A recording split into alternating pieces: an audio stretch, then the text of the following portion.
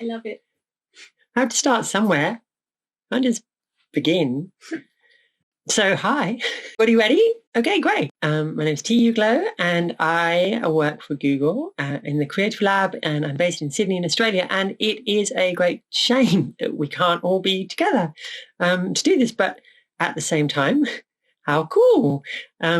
It's probably the first time I've had an opportunity to introduce or give any kind of opening comments at a virtual festival. And I think it's really exciting that Ulrich's doing this. So Ulrich wrote to me and said, I think the line said something like, "This is a total experiment." And then I spoke to him on the phone and he's like, "This is a total experiment."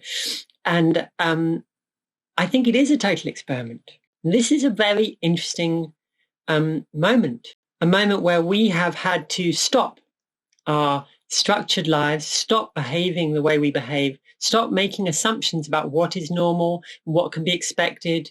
You have to stop. And we have been stopped. And when that happens, anything can happen. We are capable of new thoughts, of new behaviors, of new practice. And we haven't even done it intentionally. And that makes it very exciting. I'm really struggling. I think that there's an important thing to bear in mind about this idea of fatigue, which is that we are learning. Every moment we are learning. I read a fairly interesting, maybe I can't say I agreed with it, article about the how this was due to the psychological sort of absence. And maybe it's psychology, but I think a lot more is neurology. I think it's very interesting when we get to a place where we begin to use parts of our brain that we're not used to. The idea of being observed or having to remain focused, having to remain like conscious that you are on screen, that you are visible. We are, when we use these technologies, this technology on our own, it's quite hard to tell jokes to a small camera, but you have to tell the jokes. You have to leave the silence, I hope. And we begin to move back out into either a real world or into a virtual world. We have other issues. We have a full range of information. And making that real is the great challenge of our time and our experience. And it is through experiments. It's through experiments like this that we learn, because things don't work as well as maybe they could do. It's because things don't work that we learn. One should never want things to be successful.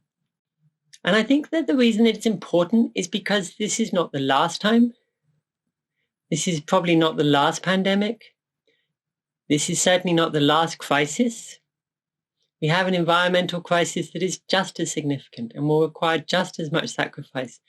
And actually, the things that we're learning about what we can live with as a society are probably incredibly useful.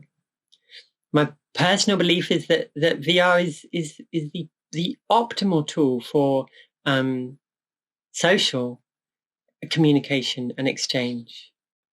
The open potential of all of this technology is incredible.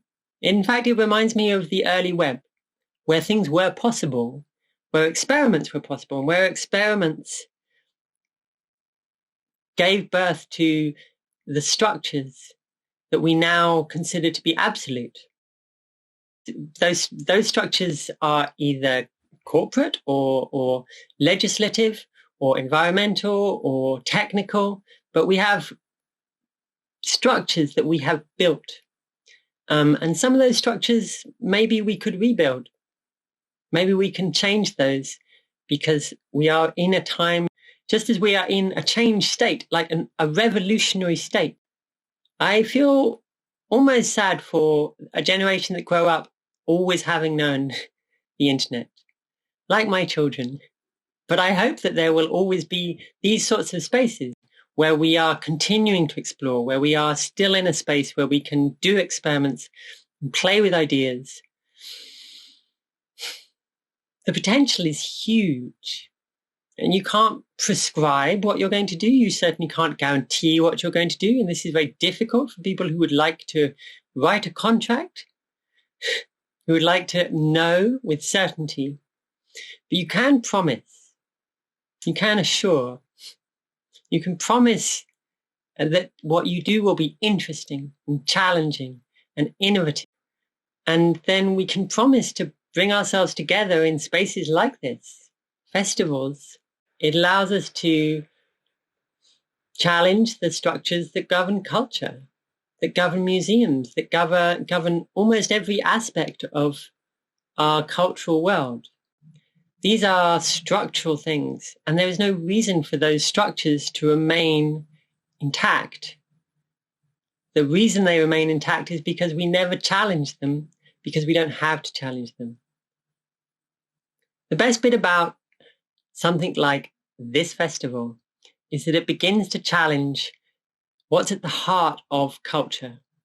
It begins to ask questions of how we experience culture, how we experience the world around us, whether the way we have experienced it continues to be the way we should experience it. It brings our world to life in new ways without, hopefully, sacrificing the very human qualities, the stuff we talked about at the beginning, the humanness, things that are lost in the latency of having to compress culture into digital bytes. How do we overcome that? What does it look like? How do we bring it all together? And how do we make that open enough for anyone? These are the challenges, these are the opportunities, and this is the potential of a festival like this. So I hope you enjoy yourselves, and I hope it all works. And I hope bits of it don't work, and I hope we all learn. Thank you, Ulrich, for this opportunity. I hope everyone has a wonderful time.